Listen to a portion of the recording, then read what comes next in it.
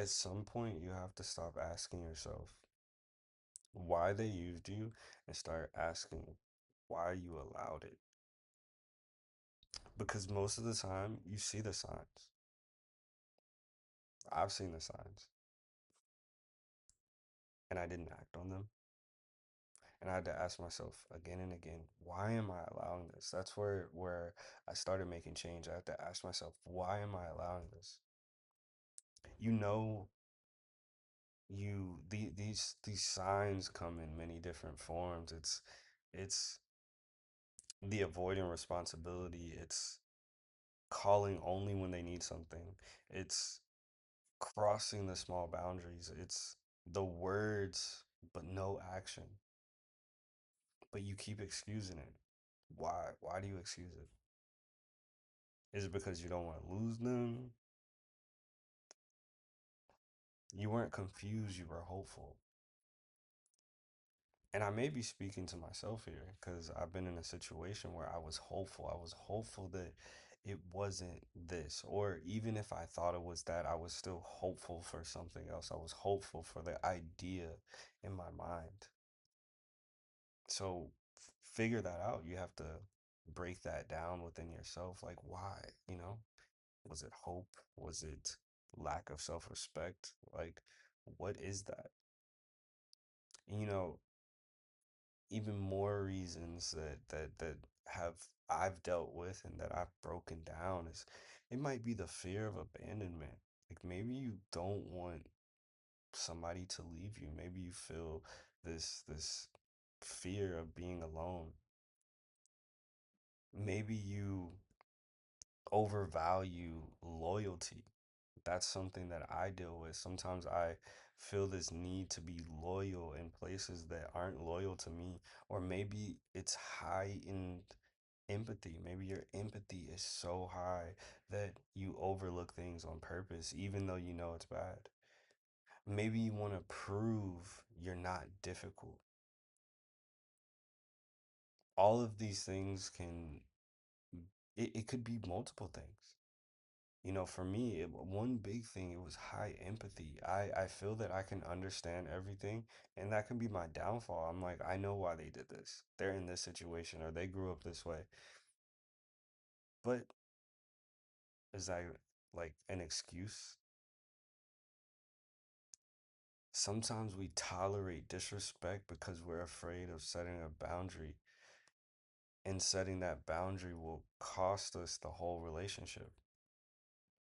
And one of the biggest things that I've had to understand is really understanding I can break down their life. I can break down, I can have this empathy. I can understand.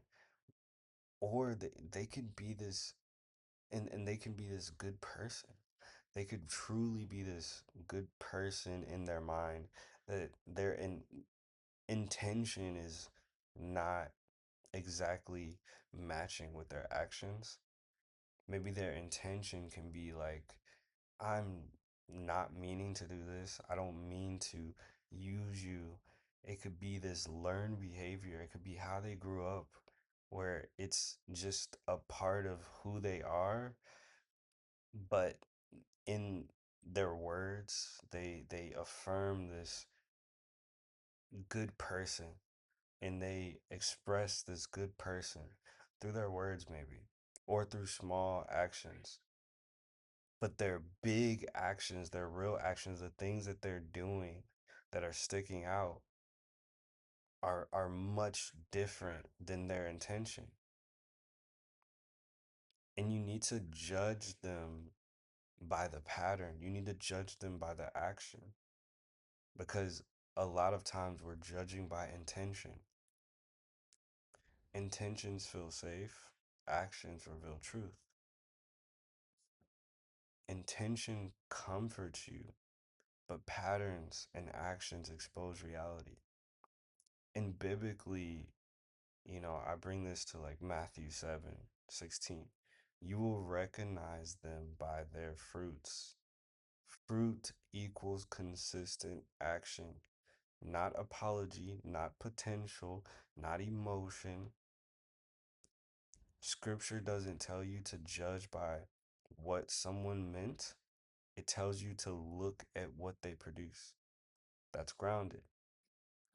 Being used repeatedly isn't just about them. It's about you abandoning yourself quietly.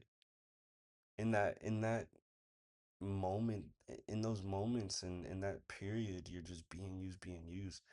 You're abandoning yourself. You ignore your intuition, you shrink your standards, you stay after this clarity that you have and you see it and you still stay. You accept crumbs of good words and little actions. You're accepting someone's crumbs, but you're getting hit in the face with these horrible things. You teach yourself that your peace is negotiable. You don't fix this by becoming cold. You get clear. You get an understanding of what is happening, and you talk about it, you bring it up. If the pattern continues, you need to have self-respect. That self-respect needs to be consistent, and self-respect is understanding, being aware, and then having action. The other action, the response to that action, that has to be action. And I feel like that is self-respect. The response to their patterns and their actions of using you, manipulating, whatever it is, needs to be action. And that's self-respect. And that's how we end this cycle of being used. You cannot sit in places that are just not good for you. It's not positive. It's not fruitful.